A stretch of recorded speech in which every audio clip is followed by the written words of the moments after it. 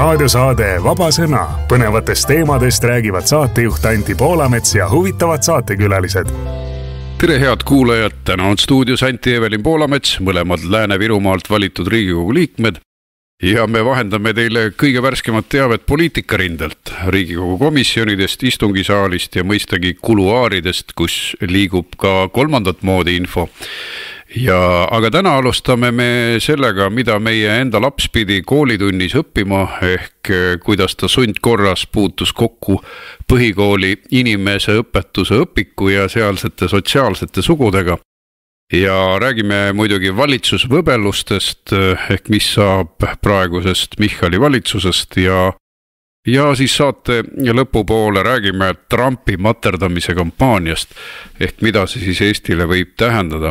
Evelin, sina tulid ju õpikuga ja näitasid seda, mida sa pidid täna lapsele õpetama, ehk kodudes on ka siis ju tagasisidepäevad ja kui laps tuleb, ütleb, et ta ei saa aru, mis toimub.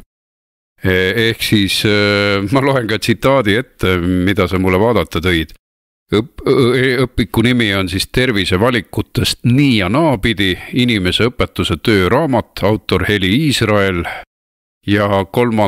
kooliastmele teine osa, Mauruse kirjastuse väljaanne ja järelikult on ta siis tunnistatud meil ametlikuks õpikuks, mida saab valida ja kuna te olete ilmselt sellest varem kuulnud, nimelt me esitasime sellel teemal ka arupärimise haridusministrile, haridus- ja teadusministrile Kristina Kallasele, siis Riigikogu ees pidasime pikka debatti. Tema ütles, et jah, sotsiaalsed sood on olemas ja selle kohta on lausa teaduslik konsensus. Eks juuksed tõusid püsti. Aga nüüd me oleme selles seisus, kus laps tuli tõesti nagu selle tunni materjaliga, et varem me siis ennetasime seda teemat, et ikkagi kõik see lendab meile näkku. Mis tunne oli, Evelin, kui see siis teoks sai jälle? Ja tere ka minu poolt ja täna oli tõesti natukene lõpus hetk, kui laps rääkis, et nüüd nemad jõudsid oma õppekavaga sellesse kohta, kus õpetaja hakkas rääkima, et tegelikult on erinevaid sugusid üle 20 ja küsisin lapselt, et kuidas siis klassikaaslased reageerisid ja laps ütles, et no terve klass olevat itsitanud ja üks noormees, kes muidu ka näitab välja, mida ta asjast arvas, see olevat peas kinni hoidnud ja ohanud, et ei ole võimalik. Aga see ongi nagu kurb, et tegelikult andsid ju lapsed ka hinnangu sellele, et muidu tore ja armastatud õpetaja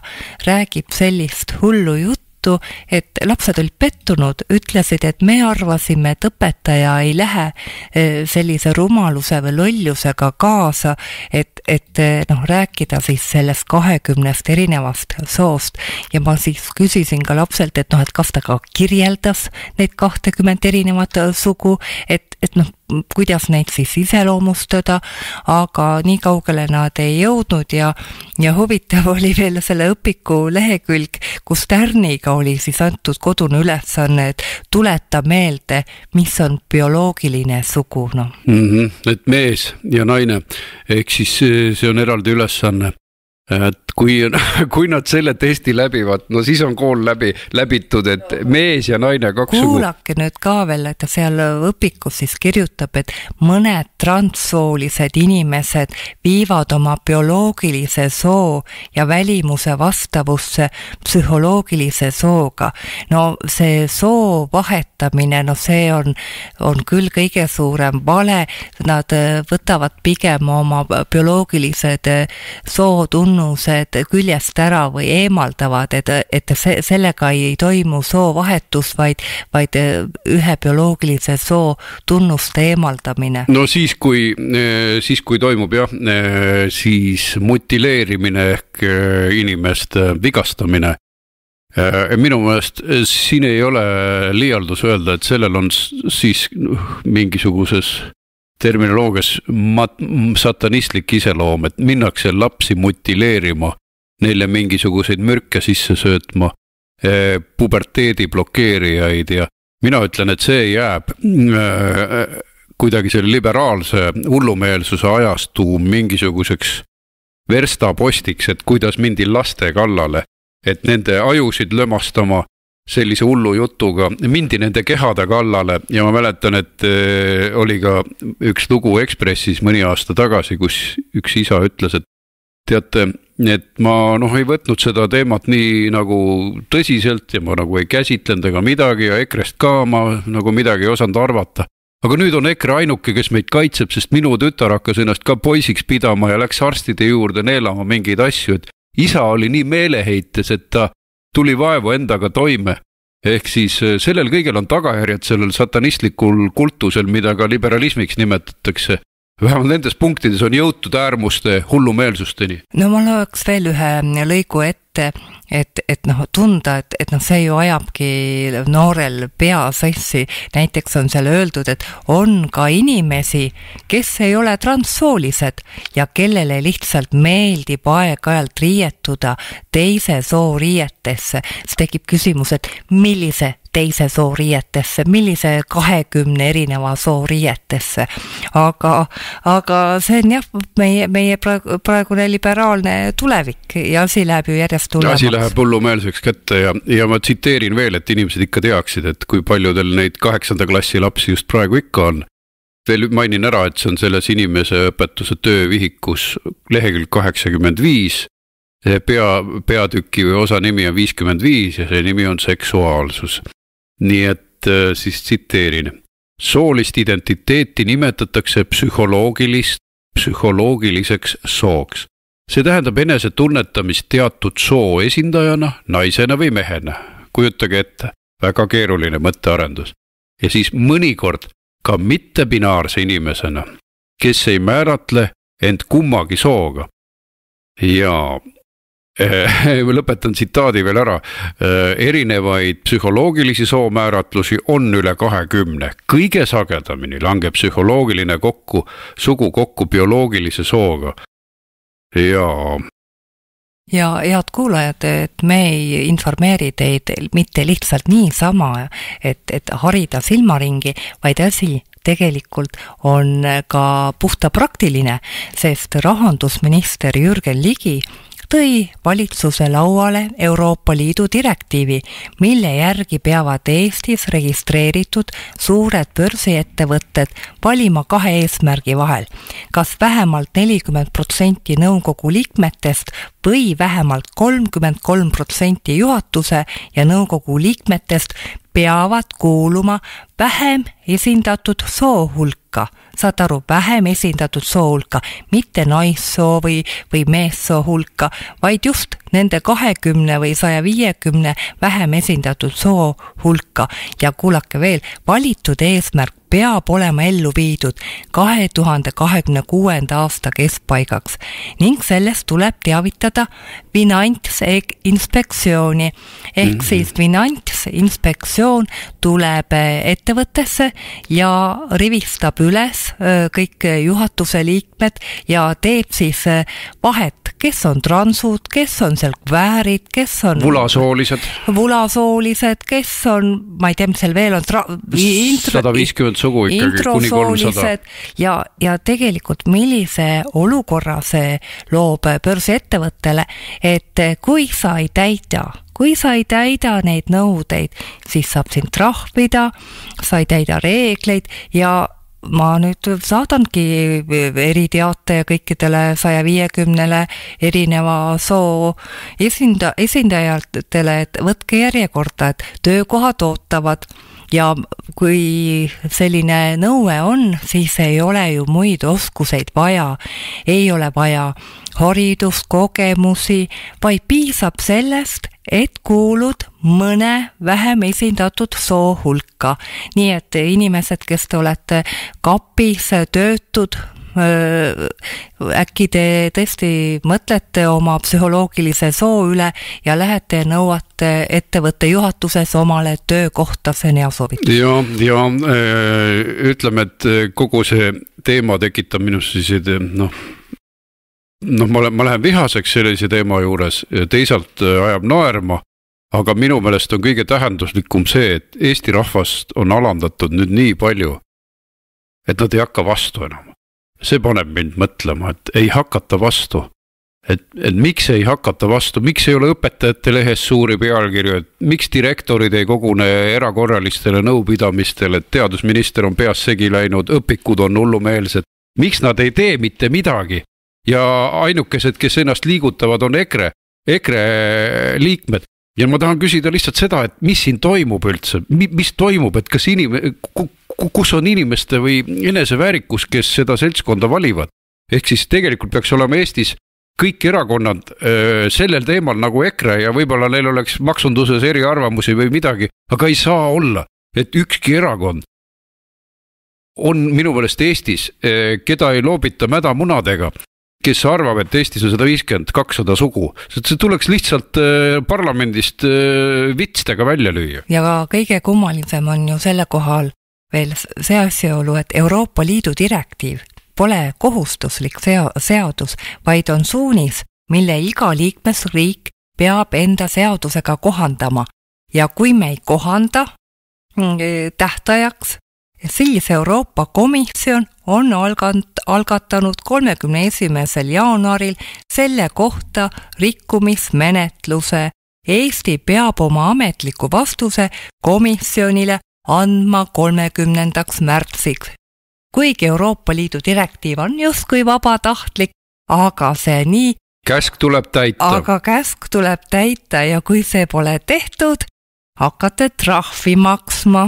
No vot, ja see seltskond ütleb, et me läheme Venemaaga kohe sõtta ja lööme nad minema sealt ja et ise tegelevad vulasooliste teemadega ja mitte binaarsete hullumeelsustega ja no kuulge, kui oleks seal tegijad inimesed, nad oleks ammu oma riigi kaitsesse pannud sellised rahad, et Venemaa oleks löödud ka Krimmist välja. Aga kui senikaua, kuni nad tegelevad soovoolavuse, sookvääride, soolis ja muude hullumeelsustega, no ma lihtsalt ei usu nendesse, sest nad on oma riigikaitse ju ammu maha mänginud ja kokku pakkinud. Aga Evelin, sul oli mõni tsitaat sellest. Jaa, igal juhul saab nalja, kui Jürgen Ligi, no me teame küll teda, tuleb meil sinna Riigikogu ette rääkima vulasooliste ja transsooliste kvootidest, et see saab lõbus olema. Ei, no need, kes on kõige suuremad kõvatajad, need on, selgub, et seal Reformierakonnas kõige suuremad jobud, ilma naljata. Mehikene, kes tuleb mulle vulasoolistest rääkima, neid kaitsma, mädamunadega tead, et lihtsalt kaua võib kannatada hullumeelsete võimu. Aga no ma loen teile, kas on kaine inimese jutt või? Ma tegin transinimesed.ee lahti, lugege ise, et see on meile riigi religiooniks muudet. No igal juhul hakkab nalja saama, et no, kuna see tuleb Rahandusministeeriumi kaudu ja ma arvan, et Jürgen Ligi on veel sellel ajal rahandusminister, et kuidas ta Riigikogu ees hakkab rääkima surmtõsise näoga, et teate, nüüd on meil vaja seda direktiivi vastu võtta, et kõik soovähemused peavad saama kvoodi alusel suurettevõtetes tööd, et no see no ma kujutan, et see on mina küsiksin, et kas rahal on sugu, kas kväärraha ka on olemas, et tegelikult see asi ongi ju inimeste ajude kokku jooksutamiseks mõelnud ja selle teema lõpetamiseks mõned terminid siis transinimesed.ee pealt, et ikka aru saaksite, et see teema on hullumeelsuse apateoos Eestis. Endosooline inimene, endosex person. See on inimene, kes on sündinud füüsiliste, hormonaalsete või geneetiliste sootunnustega, mis vastavad normidele, mida peetakse meeste ja naiste kehadele omaseks. Endosoolise vastand on intersooline. Siis paiksooline inimene ehk cissooline inimene ongi inimene, kelle sooline identiteet ei erine talle sünnil määratud soost. Nii et palju õnne kõigile kuulajatele, te olete paiksoolised. Et te olete väga erakordne nähtus liberaalide poolt defineeritud maailmas. Ja siis dragi esineja, need, kes märatsesid meil uue aasta õhtul Rahvusringhäälingus. Need on siis inimesed, kes kehastuvad levinud sookäsitluste põhjal loodud karakterisse esinemise vaatenevängu või meelelahutuslikul eesmärgil. no see tundub veel kõige lahjem variant nendest olevat, et ja lähme edasi. Iseenesest näitlejad on vahel ikka ümber riietunud, aga senikaua, kuni nad toovad seda kooliõpikutest, siis on ikka see hullumeelsuse osa. Mina arvan, et nüüd, kui see direktiiv kehtima hakkab, et ER jookseb tühjaks nendest transsoolistest, sest no mida sa seal teatrit teed, kui sulle kuskil ettevõttes makstakse kõrgemat palka puhtalt sellepärast, et sa oled mingi vähemussoo esindaja? Ja nii et need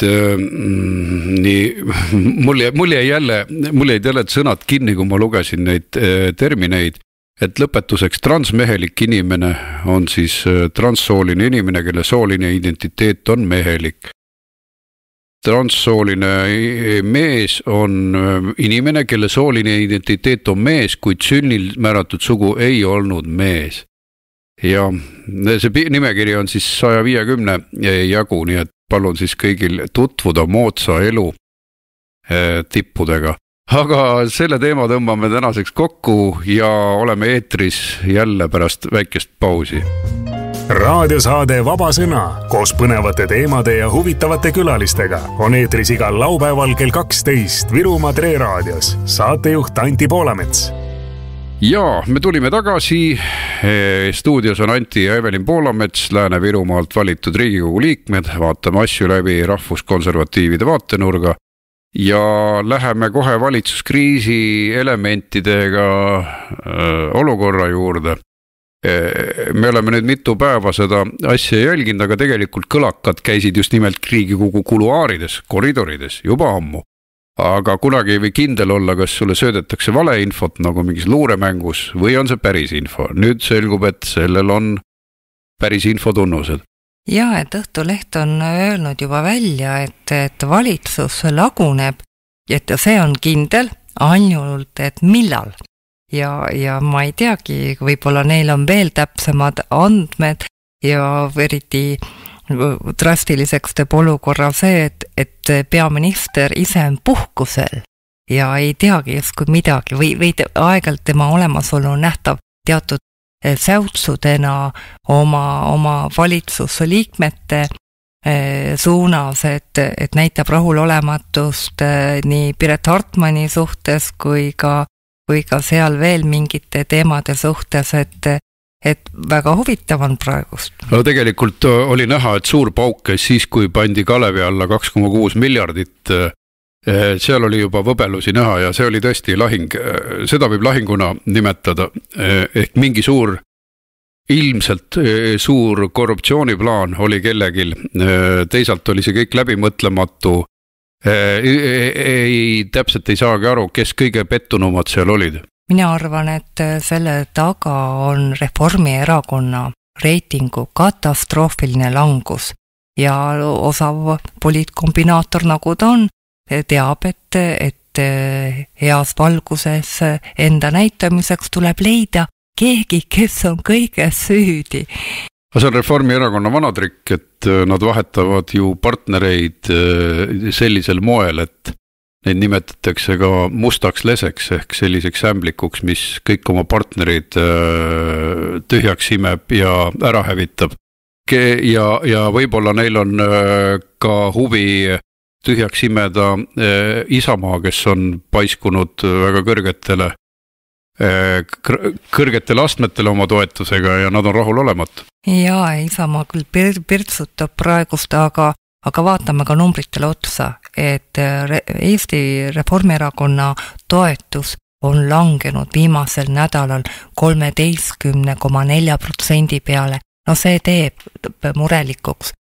See tähendab neid teeb murelikuks, meid teeb rõõmsaks. No meid teeb rõõmsaks ja minu meelest on isegi liiga kõrge vaadates seda, mis toimub majanduses, mis toimub inimeste kindlustundes. Vulasooliste toetus peaks olema 0,1%, hõieti neid, kes vulasooliste jama toetavad. Ja kui veel reitinguid uskuda, siis koht on kätte näidatud ka sotsidele, kelle toetus on langenud alla 10%. Aga mõlemal on ajalooliselt madalseisud, nimetame siis ajalooliseks seda, et mis ajast ühiskonna uuringud on hakanud uuringuid tegema ehk 2019. aastast. Jah, peaaegu, siis oli sotside reiting 8,3 ja minu meelest sotsidel ongi üle 10 liiga palju, et 8% peal nad võikski tiksuma jäädagi. Ja Eesti 200 toetusest pole vist mõtet rääkidagi, et need on alla valimiskünnise. Aga mida see kokku tähendab? Tähendab seda, et valitsuserakondade reiting on totaalselt madal.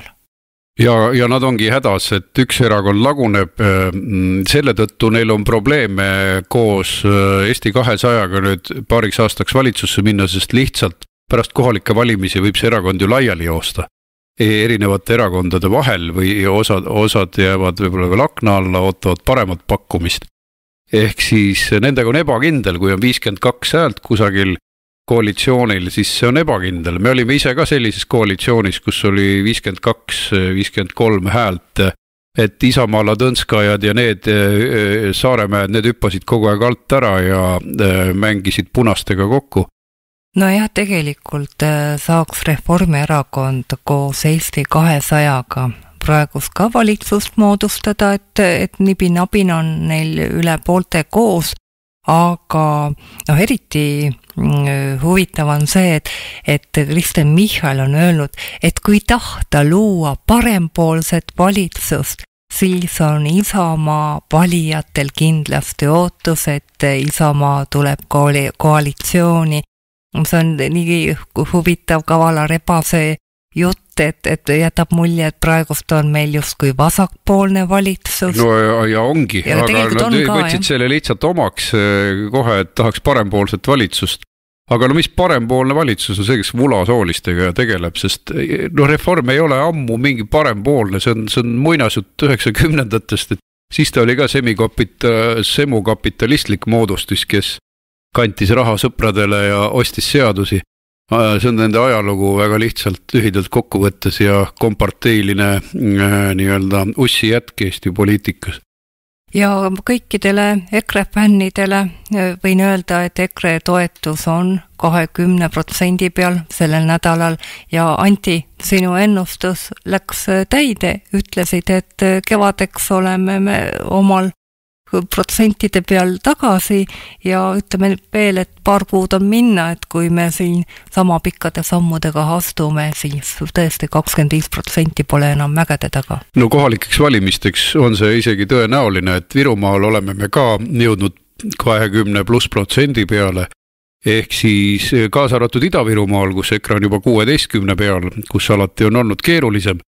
Aga elu teeb omad korrektiivid ja inimesed lihtsalt näevad, mis ümberringi toimub ja see ongi põhjus, miks tõeütlejad muutuvad jälle populaarseks. Jah, et uskuda reitingus võib nii ja naapidi, et tõehetk toimub valimistel, aga mingid näitajad on. EKRE-ga on viimasel ajal rekordiliselt inimesi liitunud. Sadade kaupa. Viimase kuuga on ligi 600. Ja juba ennem ka, et meil siin vahepeal olime kuskil seal 7000-ga millegagi.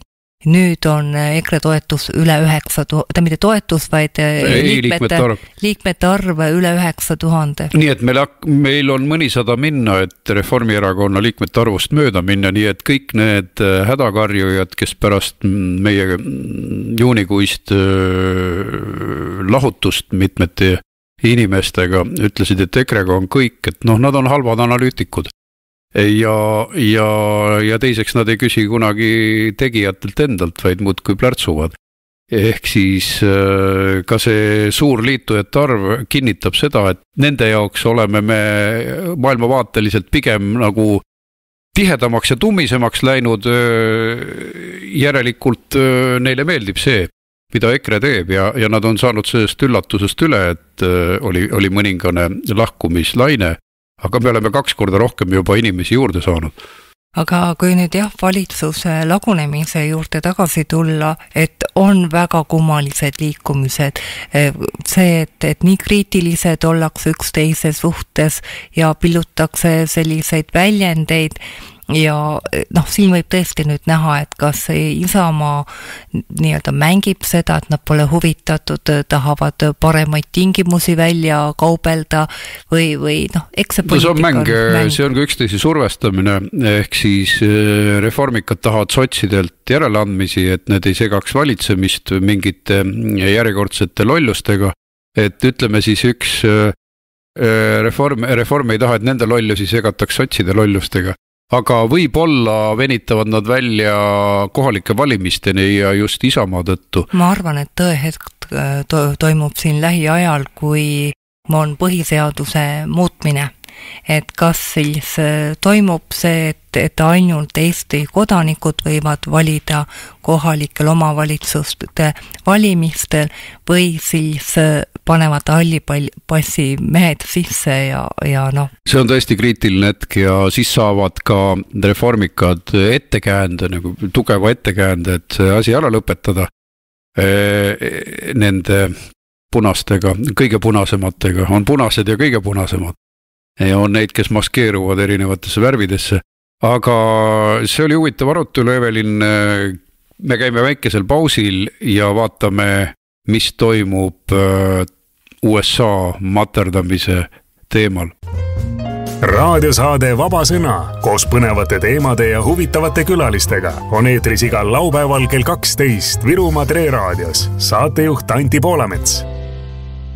Me oleme stuudios tagasi ja ma olen siin teinud ise sotsiaalmeedias õige mitu postitust, kus ma olen tsiteerinud meie juhtivparteide, koalitsiooniparteide poliitikute juttu ja üha hullemaks läheb sõim USA teemal, üha hullemaks läheb sõim Trumpi teemal ja minu üldine mulje on see, et tegelikult me oleme julgeolekukriisis mitte ainult Ukraina tõttu, vaid ka sisemiselt, ehk siis need inimesed üldse ei anna aru, et Eestil on täpselt 0 hävituslennukit.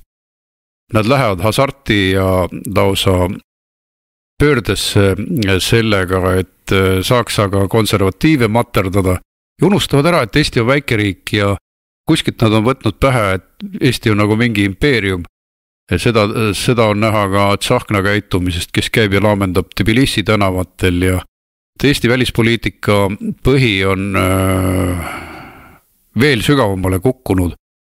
Et meil on küll see lastepiltnik Reformierakonna kõneisikuna üks, kes iialgi ei tohiks olla sellisel kohal, iialgi, et ta häbistab ka kõike seda, mis meil peaks olema, mingil määral ühine, sest välispoliitika on ju mõnevõrra parteide ülene, aga ei, nad on selle nii rumalaks ja kahjulikuks teinud, et meil ei muud üle, kui me peame tunnistama, et välispoliitika ka täiesti läbi kukkunud, et niimoodi USA-le kallale minna nagu Ligi ja teised Taro ja kogu see punt ja Kallas muidugi selle kroonina sealt Euroopa Komisjonist, kes ütleb, et vaba maailm vajab uut liidrit ja mis USA olgu. Minu jaoks jääb ka arusaamatuks, et mida on Trump või USA teinud Eestile. Ka seal vestluses Zelenskiga ütles Donald Trump, et ta on pühendunud Poolale, ta on pühendunud Balti riikide kaitsele, samuti USA osalusele NATOs, et kõik need tingimused on ta ju täitnud, et ta on andnud sõna, et ta kaitseb Balti riike ja et ta ootab ainult, et ka Euroopa riigid rohkem panustaksid ja nüüd siis on meil vaata, et vaenlane number 1 on Donald Trump, siis tuleb alles Putin. Ei just nimelt, asi on ka selles, et mitte ainult liberaalid, vasakpoolsed, vaid ka näiteks Riho Terras Europarlamendis ju hüüatas, et USA-le tuleb sanktsioonid kehtestada. Et siis ma jäin sõnatuks, et endine kaitseväe juhataja, kes tegelikult ehitas ju tegelikult meie kõigiga koos meie turvavaipa ja toetudes USA-le kui NATO juhtriigile, nüüd käratab neile, tal vist pidurid üldse ei pea või mõtlebki ta niimoodi. Ma näen, et ta on veel edasi arendanud oma asja, et USA ei kõlba enam millegikski. Aga siis mul tuleb see tunne, et kes meie kaitseväge siis juhtinud on, et mis neil viga on, et nad ründavad meie võtmeliitlast Ja nagu sa ütlesid õigesti, et USA mainis meid eraldi Trumpi isikus ära, et Balti riigid, nad asuvad ka ohtlikus kohas ja siis tuli pikk jutt sellest, et me oleme pühendunud nende kaitsele. Ja meie üks peamisi julgeolekueksperte Meelis Oidsalu ongi sidunud juba Putini ja Trumpi ühte punti, ütleb, nende vahel on vendlus ja nüüd siis anna armu, nüüd meil on 2 vaenlast, et on Putin ja Trump, et kuhu me jõudnud oleme? Me oleme jõudnud ohtlikku olukorda, sest liberaalsed eliidid ei saa julgeolekust mitte midagi aru, nüüd on see lauale löödud, et nad pesid meie ajusid mitukümmend aastat, öeldes, et nii ja nii peab tegema, transsoolistest peab hommikust õhtuni rääkima, homolippu lehvitame, et küll siis meil julgeolek paraneb ja see on ju meie peremeeste nõue aga iseseisvust nad ei ilmutanud ja siis, kui Mart Helme USA asjatundjana teadis, et tegelikult USA tõmbab juba ammu Euroopast eemale, ja näiteks Saksamaa on üsna ettevalmistamata riigikaitselises mõttes, siis ta räägis plaan B-st ja milline hüsteeria puhkes, siis taheti juba valitsus laiali lammutada. Ehk siis, kui meie rääkisime sellest tõsimeeli, et me peame rohkem iseseisvusse kaitsevõimesse panustama, küll solvati, küll halvustati. Aga täpselt nii oli, et me teadsime ammu, et USA taandub ja see taandumine algas juba Obama ajal, et ta ei ole selline igale poole enda toppija. Ja samas tuleb arvestada ka seda, et esiteks tooge mulle siis need relvad, mis praegu Venemaa tagasi löövad, et Krimmi ära võtavad, et see Eesti poliitikute ja ka mõnede erusõjaväelaste kõvatamine on mulle väga nagu kurvaks üllatuseks, et nad nagu üldse ei kontrolli ennast enam, et Bideni ajal ju anti üle 100 miljardi, aga Vene pealetung on kestnud üle aasta, eks ole. Neid ei ole puruks löödud, et seletage mulle siis see skeem ära ka, milles siis Trump süüdi on, sest esiteks algas ju sõda Bideni ajal, kui ta häbiväärselt Afganistanist põgenes. Mingid tegelased rippusid lennukitiibade küljes, kukkusid veel alla sealt, et see andis ju Putinile innustust sõja alustamiseks, et USA on nii nõrk, milles Trump siis süüdi on. Ehk siis see raha ei ole aidanud võita ja eurooplased on väga kehvasti varustanud Ukrainat, et mis siis nüüd, kas 3 aasta pärast hakkab mõistus pähe tulema või et hakkaks nüüd riigikaitsega tegelema, et väike Taani on panustanud rohkem kui Prantsusmaa ja Itaalia, eks. Et millest me räägime? Kui oleks tahetud võita, siis oleks sinna ka päris suur summa raha pandud. Ja, et kui nüüd vaadata, kuidas siis ka suhtutakse, öeldakse, et pisendatakse USA panust, öeldakse, et seal ei olnudki midagi, et põhiasi ikkagi tuli Ukrainast endast ja samas on Euroopas paanika, mis nüüd saab, Ukraina ei toeta, mida me nüüd teeme, raha on, aga ei ole võimekust relvi toota ja siis samal ajal, millega siis Euroopa Liit tegeleb? Ta ju ei tegele sõjalise võimeku kasvatamisega. Euroopa Liit tegeleb meil rohepöördega. Rohepöördesse kulub mitusada miljardit, et kui see raha suunata normaalsesse kohta, oleks kõik juba korras. Aga siiski 30 aastat on desarmeeritud pärast külma sõda ja Venemaaga tiiba ripsutatud gaasitorusid ehitatud, nii et praegugi ostab Euroopa suurel hulgal veel Venemaalt gaasi, et summad on suured. Ja veel üks näide siis, mida siis Jürgen Ligi käratas oma lehel. Et ootame rahvuslaste juhiseid, kuidas õigesti heaks kiita Trumpi Putini koostööd luureandmete äravõtmises ja massiivses raketirünnakus Ukrainale. Et ülbik ise laias ja tegelikult teeb Eesti hoopis, tuleb Eestil hoopis Eesti inimest aidata. See ei olnud enam mingi suvaline poliitik, vaid Eesti Vabariigi rahandusminister, Reformierakonna mõjuisik, kes lihtsalt räägib juba sellest, nagu korraldaks Trump õhurünnakuid Ukrainale, et minu meelest see on juba ohtlik, sest head inimesed, kuidas see info liigub USA-ni?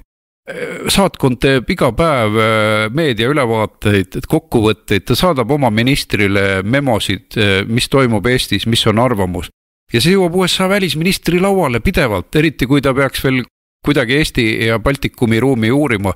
Ja kui ta siis teada saab, et siin lihtsalt sülitatakse neile näkku, ja öeldaksegi, et teete Putiniga ühiseid pommitusretki Ukrainasse või mis toimub, siis sellel on mõju, see on emotsioonide geopoliitika ja see on ohtlik. Jah, et meie nii-öelda võimuerakondade juhtide arvamus on nähtavasti selline, et vaevalt see Trump kuuleb, kuidas siin kuskil väikses Eestis keegi piiksub, aga kuuleb küll, sellel on tagajärjed. Tagajärg on ka see, et Kaja Kallase visiit USA-s viimasel hetkel tühistati, ühesõnaga jäeti ta ukse taha.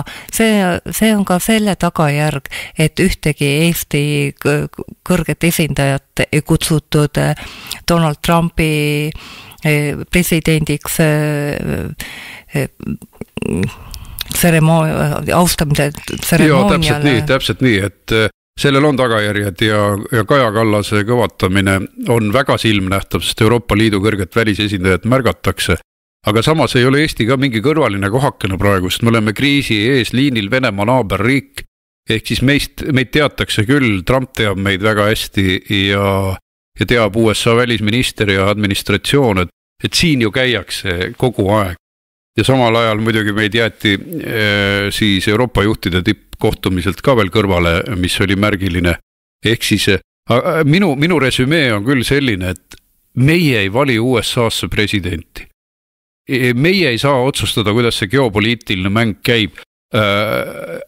Ja sellepärast ei ole mõtet väikeriigil lihtsalt hakata taguma oma juhtide kaudu nii radikaalselt meie liitlast.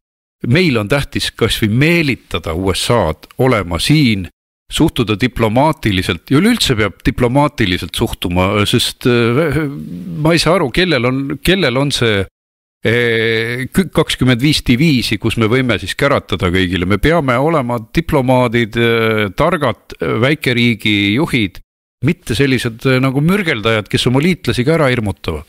Ja mida me võidame sellest, et me USA-d sõimame? Millised on need tulemused? Ma saan aru, et omal ajal, kui EKRE oli valitsuses, et kui EKRE-t piisavalt sõimati, siis lõpuks Keskerakonna närvid ütlesid üles ja nad jooksid valitsuse laiali. Et teate, USA valijad ei mõjuta see, et siin teatud klikk sõimab USA-d ja lõppkokkuvõttes me ei võida sellest mitte midagi, kui me USA-d sõimame. No me peaksime käituma nagu Soome, kes tegutseb võimsalt riigikaitse vallas. Tal on üks Euroopa võimsamaid armeesid, võrrelda Prantsuse ja Inglise omaga. Ja samas peame meeles pidama, et meie alles areneme ja me jääme väikeriigiks, meil ei ole ühtegi hävituslennukit. Ehk meie relv on ka diplomaatia, liitlased ja me tõesti ei tohi üksi jääda. Ja seda ju korrutasid kaua need peavoolupoliitikud, aga nüüd nad on valmis meid üksi jätma selle sõimuga ja ütlema, et ei kõlba.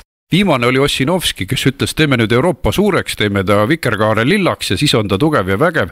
USA-ga ei saa midagi teha. Seda on öelnud Eesti 200-tajad, seda on öelnud Reform, seda on öelnud sotsid, nii et nad kõik on üsna metsikuks läinud ja tead veel, mul tuli kõhe tunne peale, mõtle, kui Euroopas valitsused vahetuvad. Ehk siis tulevad parempoolsed valitsejad, siis nad on ju valmis need ka maha kanda oma ideoloogilises hulluses. See tähendab, et nad varsti kannavad maha ka Euroopa liitlased ja ülbitsevad nendega, et see on märk sellest. Et meil sellist Soome pärast tarkust ja rahulikkust, diplomaatilisust ja samas kindlameelset Ukraina aitamist, mida saab samal ajal teha. No meil ei ole, meil on tohutu kriiskamine, mis teeb meile lihtsalt halva. Jah, ja samas vaatame, kuidas Euroopa Liit käitub Venemaa suunas. Kõik need igasugused sanktsioonid, neid on väga lõdvalt võetud, et ikkagi püütakse Venemaalt neid odavaid naftasaaduseid kätte saada, et see silmakirjalik mäng käib pigem Euroopa Liidu poolt. Jaa, võrk on meil hõre ja tuletan meelde ka, et meie Jevgeni Ossinovski papa müüs ju Pealtnägija andmetel või kinkis või pani oma õe nimele firma ja ilmselt käib tema Vene äri suurte lainetena edasi. Ehk siis need, kes kõige rohkem kõvatavad, nende suguvõsad on jälle Vene äris õlgadeni sees ja see tuletab mulle meelde veel Kallase idaäri, et see kõik on niivõrd valelik, niivõrd petturlik, et olukord on ohtlik. Aga sellega täna lõpetame ja jälgime ka rahvusvahelisi uudiseid, hoiame teid kursis. Kõike paremat. Stuudios olid Evelin ja Anti Poolamets, Lääne-Virumaalt valitud Riigikogu liikmed. Kohtumiseni. Te kuulasite raadiosaadet Vaba Sõna. Järelkuulamine treraadio.ee ja uueduudised.ee.